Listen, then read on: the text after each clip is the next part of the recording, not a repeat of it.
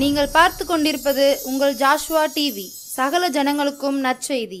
எல்லாருக்கும் நம் இயேசு சிறந்தவரே, எல்லாருக்கும் நல்லவரே. எல்லாருக்கும் நம் இயேசு சிறந்தவரே, எல்லாருக்கும் நல்லவரே.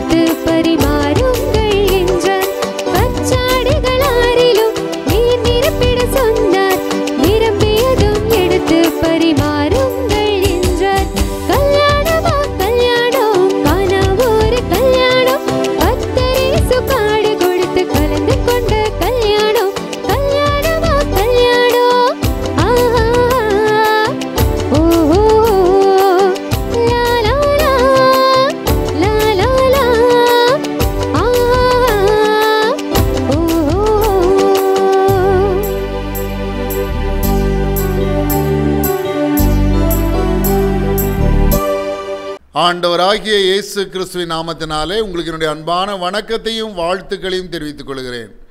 இயேசு செய்த அற்புதங்களை குறித்து நாம் 4 பாகங்களாக தியானிக்க இருக்கிறோம். ஏராளமான அற்புதங்களை இயேசு செய்ததாக வேதத்திலே சொல்லப்பட்டிருக்கிறது. அது மாத்திரமல்ல, யோவான் எழுதின சுவிசேஷம் 20ஆம் அதிகாரம் 30ஆம் வசனம் சொல்கிறது, இந்த புஸ்தகத்தில் எழுதியிராத வேறு அநேக அற்புதங்களையும் இயேசு தமது சீஷருக்கு முன்பாக செய்தார்.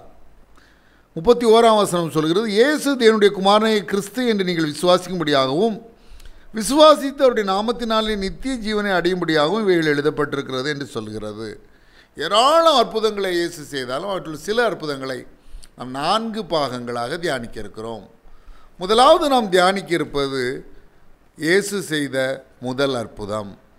யோவான் எழுதின சுவிசேஷம் 2ஆம் அதிகாரம் 11ஆம் வசனம் சொல்கிறது, இவ்விதமாக இயேசு இந்த முதலாம் அற்புதத்தை கலிலேயாவில் உள்ள கானாவூரிலே செய்து தம்முடைய மகிமையை வெளிப்படுத்தினார். அவருடைய சீஷர்கள் அவரிடத்தில் விசுவாசம் வைத்தார்கள். இயேசு செய்த முதலாம் அற்புதம் கலிலேயாவில் உள்ள கானாவூரிலே ஒரு கல்யாண வீட்டிலே செய்தது. இந்த கல்யாண வீட்டில் நமக்கு அனைவருக்கும் தெரிந்த ஒரு சம்பவம் தான். இந்த கல்யாண வீட்டிலே திராட்சை ரசம் குறைவுபட்டது. திராட்சை ரசம் குறைவுபட்ட பொழுது இயேசு ருசியற்ற தண்ணீரை ருசியுள்ள திராட்சை ரசமாக மாற்றி அந்த திருமண வீட்டாரின் தேவையை சந்தித்தார். அந்த இயேசு கிறிஸ்து இன்னும் உயிரோடு இருக்கிறார். வேதம் சொல்கிறது, ஆண்டவராக இயேசு கிறிஸ்து சொல்கிறாராம், வெளிப்படுத்தின விசேஷம் 1ஆம் அதிகாரம் 18ஆம் வசனத்திலே, மரித்தேன் ஆனாலும் இதோ சதா காலங்களிலும் உயிரோடு இருக்கிறேன். ஆமேன், நான் மரணத்திற்கும் பாதாளத்திற்கும் உரிய திறவுகோல்களை உடையவராக இருக்கிறேன். இயேசு கிறிஸ்து இன்னும் உயிருள்ளவராக இருக்கிறார்.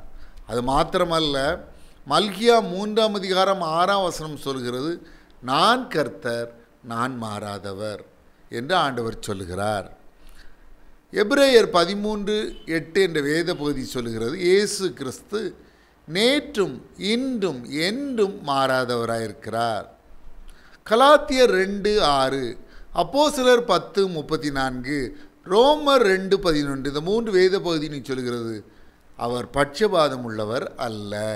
அப்படி என்றால் கானாவூர் கல்யாண வீட்டில் அற்புதம் செய்த ஆண்டவர் இயேசு நம்முடைய வாழ்க்கையிலும் நம்முடைய குடும்பத்திலும் நாம் நடத்தும் திருமண காரியங்களிலும் நாம் நடத்தும் வைபவங்களிலும் அவர் அற்புதம் செய்து நம்முடைய தேவையை சந்திக்க போதுமானவராக இருக்கிறார், உயிருள்ளவராக இருக்கிறார். He still alive. அவர் இன்னும் உயிருள்ளவராக இருக்கிறார், நம் மத்தியிலே இருக்கிறார், நமக்கு உதவி செய்ய ஆவல் உள்ளவராக இருக்கிறார். இந்த கானாவூர் கல்யாண வீட்டிலே இயேசு அற்புதம் செய்ததை நாம் தியானிக்கும் பொழுது, இதே போன்ற ஒரு அற்புதத்தை இயேசுவிடம் பெறுவதற்கு அந்த வீட்டார் என்ன செய்தார்கள், நாம் என்ன செய்ய வேண்டும் என்று வேதத்திலே தியானிக்க இருக்கிறோம். முதலாவது, இயேசு இந்த அற்புதம் செய்வதற்கு முக்கியமான ஒரு காரணம் என்னவென்றால், முதல் காரணம், இயேசுவும் யோவான் 2ஆம் அதிகாரம் 2ஆம் வசனம், இயேசுவும் அவருடைய சீஷரும் அந்த கல்யாணத்துக்கு அழைக்கப்பட்டிருந்தார்கள். Invite Jesus. நம்முடைய வாழ்வின் அனைத்து காரியங்களிலும் இயேசுவை நாம் அவருக்கு நாம் இன்விடேஷன் கொடுக்க வேண்டும். அவருக்கு நாம் நம்முடைய வாழ்வின் எல்லா பகுதிகளிலும் அவர் பிரவேசிக்க அவரை நாம் அழைக்க வேண்டும். நம்முடைய வாழ்க்கையில் எல்லா காரியத்திலும் அவருக்கு பங்கு கொடுக்க வேண்டும். we have to invite Jesus. கானாவூர் கல்யாண வீட்டில் இயேசு அழைக்கப்பட்டிருந்தார். அவர் அற்புதம் செய்ததற்கு முதல் முக்கிய காரணம் என்னவென்றால், அவர் அந்த வீட்டிற்கு அழைக்கப்பட்டிருந்தார். அவரை அழைத்ததின் மூலமாக இயேசுவை கனப்படுத்தி இருந்தார்கள்.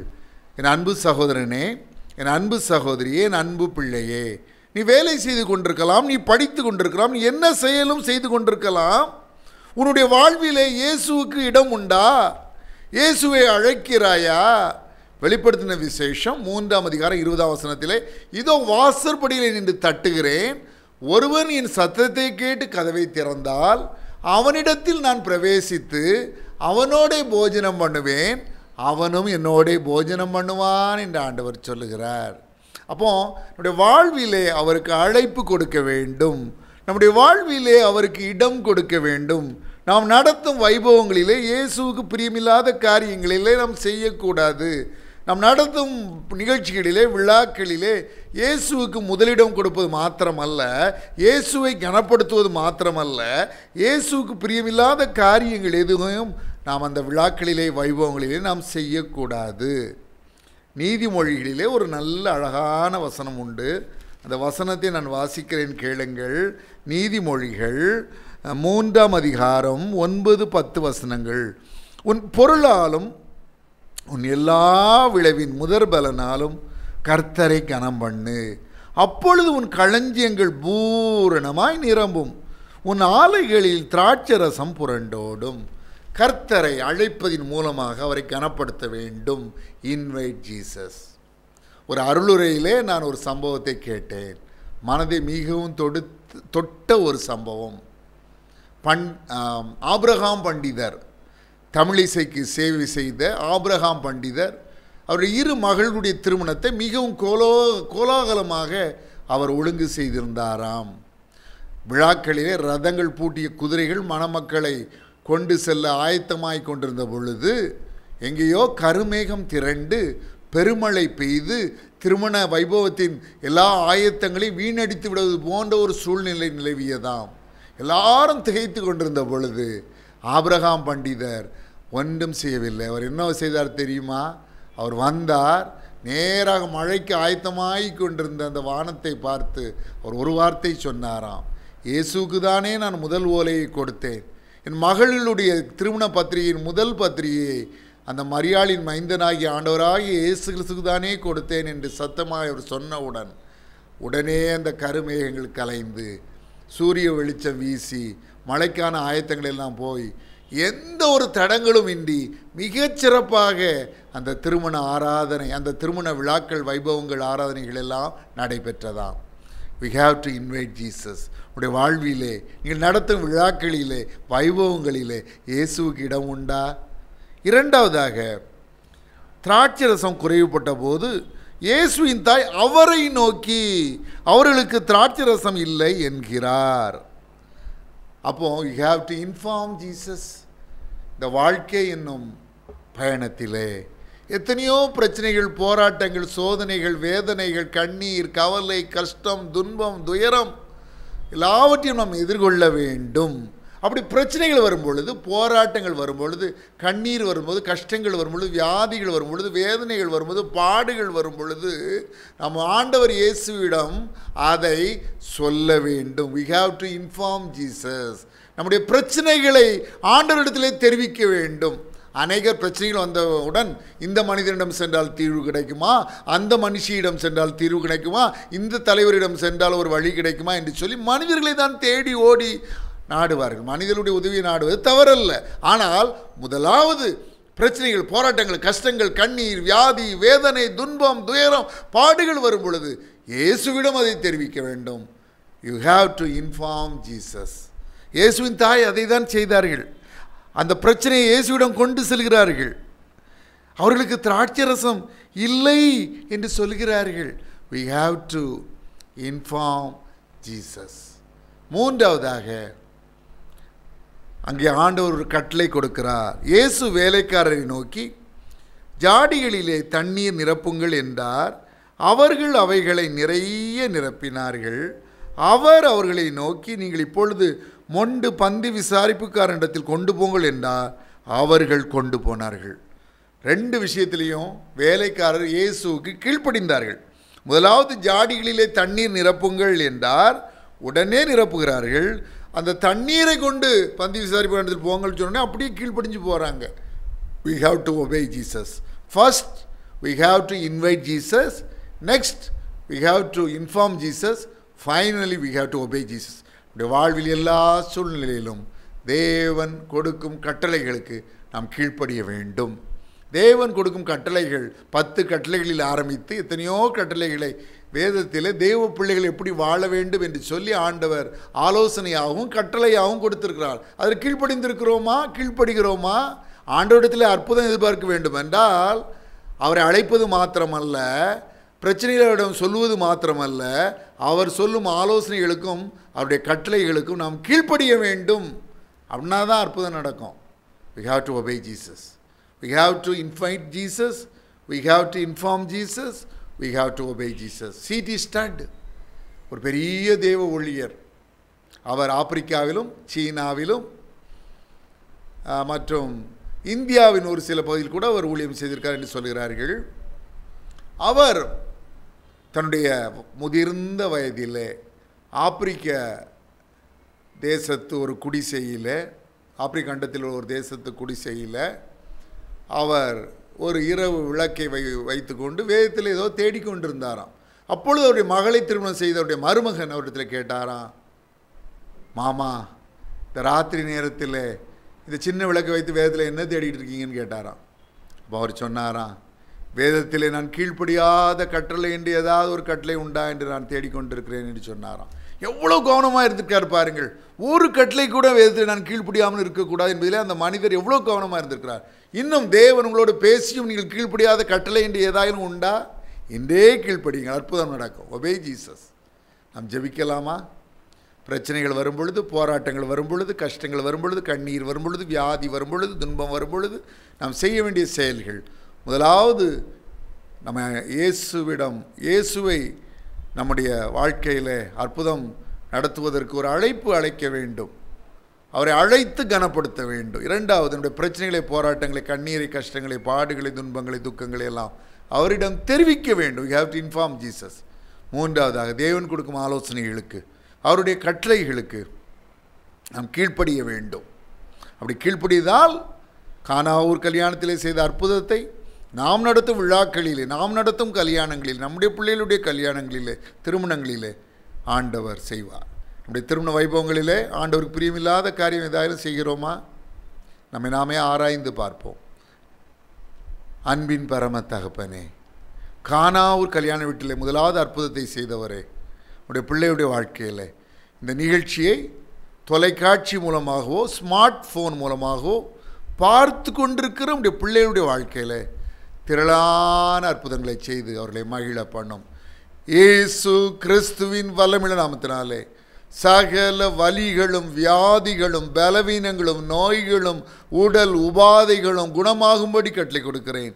இயேசு கிறிஸ்துவின் வல்லமையுள்ள நாமத்தினாலே இந்த நிகழ்ச்சியை பார்ப்பவருடைய சரீரங்களிலே காணப்படும் சகல வலிகளும், வியாதிகளும், பலவீனங்களும், நோய்களும், உடல் உபாதைகளும் குணமாகும்படி கட்டளை கொடுக்கிறேன். இயேசு கிறிஸ்துவின் வல்லமையுள்ள நாமத்தினாலே இந்த நிகழ்ச்சியை பார்த்து கொண்டிருக்கிறவருடைய சரீரங்களிலிருந்து சகல வலிகளும், வியாதிகளும், பலவீனங்களும், நோய்களும், உடல் உபாதைகளும் நீங்கும்படி கட்டளை கொடுக்கிறேன். அடிக்கடி கருச்சிதைவு ஏற்பட்டு வேதனையோடு இருக்கிற அன்பு மகளுக்கு மனம் இறங்குங்க சுவாமி. ஹல்லேலூயா. இந்த முறை அவள் கன்சீவ் ஆகி அழகிய ஆரோக்கியமான ஒரு குழந்தையை சுக பிரசவத்திலே பெற்றெடுக்கும்படி கிருபை செய்யுங்க. நன்றி இயேசு சுவாமி, நன்றி ராஜா, நன்றி கர்த்தாவே, நன்றி தேவனே, நன்றி இயேசு சுவாமி. ஹல்லேலூயா, ஹல்லேலூயா, ஹல்லேலூயா, ஹல்லேலூயா. சகல துதியையும் கனத்தையும் மகிமையும் வல்லமையும் ஒருவருக்கே செலுத்துகிறோம். இயேசு கிறிஸ்துவின் நாமத்தினாலே வேண்டிக் கொள்கிறோம் பிதாவே, ஆமென். இதை பார்த்து கொண்டிருக்கிற, இதை கேட்டுக்கொண்டிருக்கிற என் அன்பு சகோதர சகோதரிகளே, நான் உங்களுக்காக ஜெபிக்க வேண்டுமானால் உங்கள் ஜெப குறிப்புகளை எனக்கு அனுப்பி வைங்கள். நான் உங்களுக்காக ஆண்டோட ஊக்கமாக ஜெபிப்பேன். என்னுடைய கடந்த முந்தைய நிகழ்ச்சிகள் மூலமாக அற்புதங்களையோ ஆசீர்வாதங்களையோ நன்மைகளையோ பெற்றிருப்பீர்களானால் தயங்காமல் எனக்கு தெரியப்படுத்துங்கள். நாம் ஒன்று சேர்ந்து ஆண்டவரை துதிக்க, அவரை ஸ்தோத்தரிக்க, அவருக்கு நன்றி செலுத்த அது ஏதுவாக அமையும். ஆண்டவராகிய இயேசு கிறிஸ்து தாமே உங்களை ஆசீர்வதிப்பாராக. May God bless you.